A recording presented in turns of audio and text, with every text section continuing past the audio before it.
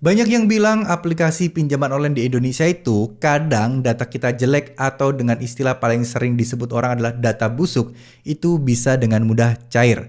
Nah, benarkah demikian? Apakah memang pinjol itu sebenarnya tidak ngecek silik OJK? Sehingga kok pinjaman kita padahal kita sudah pernah telat bayar atau gagal bayar, kenapa kok masih bisa mencairkan hutang atau pengajuan pinjaman kita? Oke, di video kali ini saya akan membahas terkait masalah pinjaman online seperti ini ya teman-teman. Kenapa kok banyak kasus galbay, kenapa kok banyak kasus gali lubang tutup lubang, kok bisa sih orang melakukan gali lubang tutup lubang padahal kalau sudah gagal bayar di pinjol A harusnya kan datanya busuk, harusnya kan datanya jelek dan di blacklist, kenapa kok masih bisa gali lubang tutup lubang di pinjol-pinjol yang lain.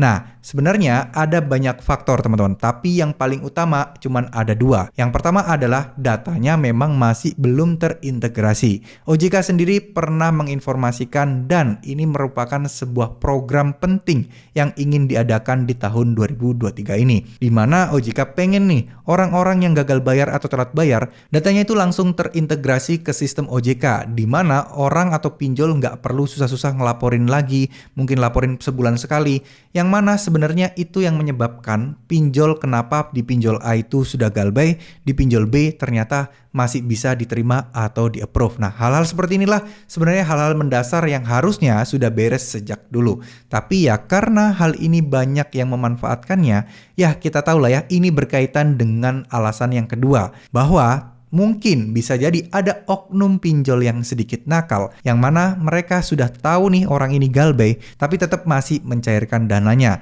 Tujuannya nggak lain nggak bukan adalah mencari profit, mencari nasabah, dan memang seperti yang sering saya bilang, karena tidak semua orang yang mungkin gagal bayar di tempat yang satu, dia juga akan gagal bayar di tempat yang kedua. Karena ya siapa tahu, ada prioritas-prioritas di kalangan masing-masing. Salah satu faktor penentu prioritas mereka adalah ada tidaknya DC lapangan. Jadi nggak heran, pinjol yang dipakai gali lubang tutup lubang malah justru dia yang dibayar duluan, tujuannya cuma satu. Kenapa? Karena ya pinjol tersebut ada DC lapangannya dan yang lain tidak ada. Jadi ya kalau saya yakin buat teman-teman yang gagal bayar pasti akan memprioritaskan pinjol-pinjol yang ganggu banget, pinjol-pinjol yang ada DC lapangannya. Karena apa? Karena kalian pastinya takut akan didatengin DC ke rumah kalian. Ya terlepas dari itu semua, ya ini tentu saja harus kita pahami. Kalau teman-teman memang sudah galbay di satu pinjol, ya udah teman-teman jangan mengajukan di pinjol yang lain. Karena resikonya akan semakin berat. Kalian nggak cuma berhadapan di satu aplikasi pinjol aja nih, tapi kalian juga akan berhadapan di berbagai macam aplikasi pinjol, berbagai macam orang dan lain sebagainya. Ya udah, kalau memang tidak bisa bayar, cukup di satu pinjol aja, habis itu beres. Ya, karena resikonya cukup simpel, nggak ada risiko-risiko berat, jadi teman-teman nggak perlu khawatir, nggak perlu panik masalah hal itu. So, mungkin ini bisa menjawab pertanyaan teman-teman terkait kenapa kok ada orang yang sudah galbay di pinjol A, tapi masih bisa galbay di pinjol yang lainnya. Dan kenapa kok bisa terjadi gali lubang tutup lubang sampai hingga puluhan bahkan sampai bisa gali lubang tutup lubang di 5 aplikasi atau bahkan 10 aplikasi pinjol sekaligus. Ya hal-hal semacam itulah yang menyebabkan hal itu bisa terjadi teman-teman.